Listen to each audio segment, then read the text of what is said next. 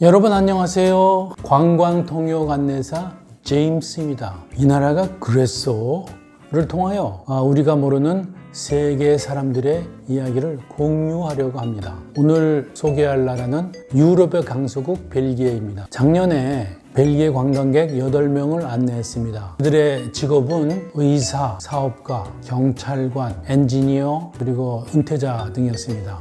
이들은 2주간 한국을 투어했어요. 첫 3일 동안 서울, 수원, DMZ를 가고 그 이후에 백제의 예수도인 공주와 부여를 갔고 그리고 전주 한옥마을, 담양 중록원 그리고 순천 여수를 관광했습니다. 서울에서 제주도를 비행기를 통해서 가서 제주도에서 3일 동안 유명 관광지를 보고 다시 서울로 돌아왔습니다. 그리고 그 다음날 인천공항을 통해서 벨기에로 돌아갔죠. 벨기에 관광객들은 한국을 구석구석 다 찾아다녔죠. 벨기에 내부에는 언어적 갈등이 있습니다.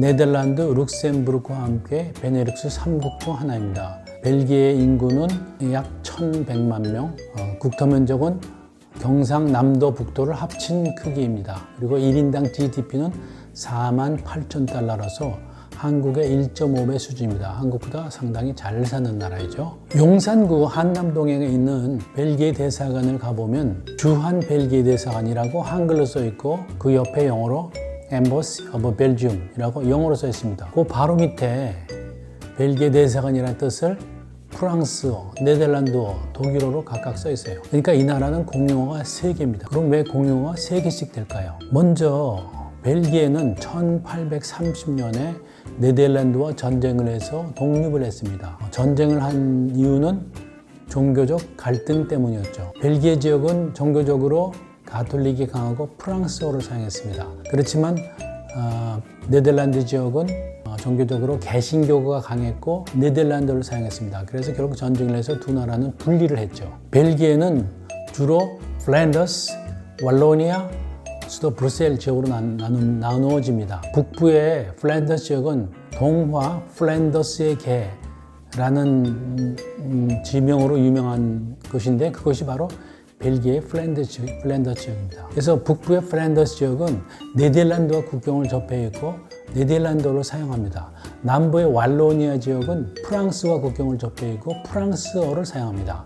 독립전쟁을 할 때 남부 wallonia 사람들이 주로 주도를 했어요. 독립한 후에 wallonia 사람들이 주로 쓰는 프랑스어가 유일한 공용어가 되었어요. 그러니까 북부에 있는 플랜더스 사람들이 불만이 많았습니다. 북부의 플랜더스는 벨기에 인구의 60%를 차지하고 있었고 그 다음에 네덜란드어를 사용했습니다. 또 경제적으로 wallonia 사람보다 훨씬 잘 살았어요. 그래서 이 사람들이 언어 차별 철폐 운동을 벌였어요. 그래서 결국 네덜란드어도 공용화되었습니다. 나머지 1%인 독일어도 나중에 공용화되어서 프랑스어, 네덜란드어, 독일어가 공용화되었습니다. 매일매일 쓰는 언어가 다르니까 지역 간 갈등이 심하고 종족 간 갈등도 심하고 언어적 갈등도 심했어요. 그래서 벨기에의 국가적 표현은 단결은 힘이다. 제가 벨기에 관광객들하고 계속 같이 다녀서 관찰한 결과 벨기에 관광객의 특징 3가지를 정리하였습니다. 첫째, 벨기에 사람들은 스테이크를 아주 좋아합니다. 음식과 음료를 즐기는 것은 벨기에 사람들의 최고 행복이라고 저에게 강조했어요. 그래서 자기들은 매일 스테이크를 먹어야 된다는 얘기입니다. 그렇지만 우리가 비싸잖아요, 스테이크. 제한된 예산으로 그렇게 할 수 없다 그랬더니 그러면은 추가되는 비용은 자신들이 부담할 테니까 당신은 좋은 레스토랑만 소개해라. 그래서 그렇게 하기로 했습니다. 그래서 서울 지역에서 스테이크 레스토랑 찾는 건 큰 문제가 없죠. 그렇지만 지방 도시 가면 스테이크 레스토랑 찾는 게 되게 어렵고 특히 여수에서는 여수 자체가 신선한 회로는 유명하지만 스테이크 레스토랑을 찾을 수 없었어요. 그래서 제가 전통 양념구이 소갈비집을 찾아냈어요. 그래서 가서 식사를 함께 했는데 와, 이 사람들이 너무 맛있다. 한국 소갈비 짱이란 얘기, 짱. 대박. 그리고 저한테 고맙다는 얘기도 하고 감사하다는 얘기도 하고 그랬어요. 사람들이 맛있는 음식을 먹으면 행복해지잖아요. 그죠? 그러니까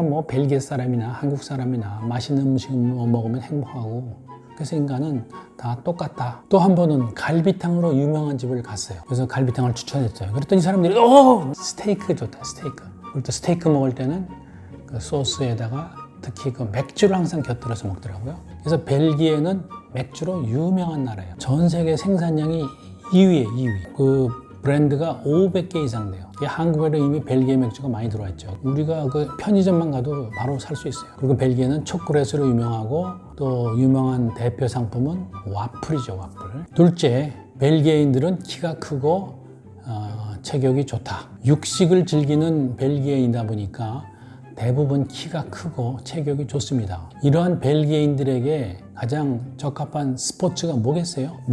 바로 축구입니다. 벨기에는 세계적인 축구 강국입니다. 2018년 러시아 월드컵에서 3위를 했어요. 2020년 금년도 FIFA 랭킹이 무려 전 세계 1위입니다. 확인해보세요. 그 벨기에 출신의 유명한 선수로는 로멜루 루카쿠 같은 유명한 공격수가 있어요. 아주 유명한 선수입니다. 셋째, 벨기에인들은 한국의 불교 문화와 경제 발전에 대해서 관심이 아주 많았습니다. 벨기에 종교는 가톨릭이 60%, 이슬람이 4%, 개신교가 2%입니다. 우리 손님 8명 중에 7명이 가톨릭 신자였어요. 그래서 우리는 여러 사찰을 방문했습니다.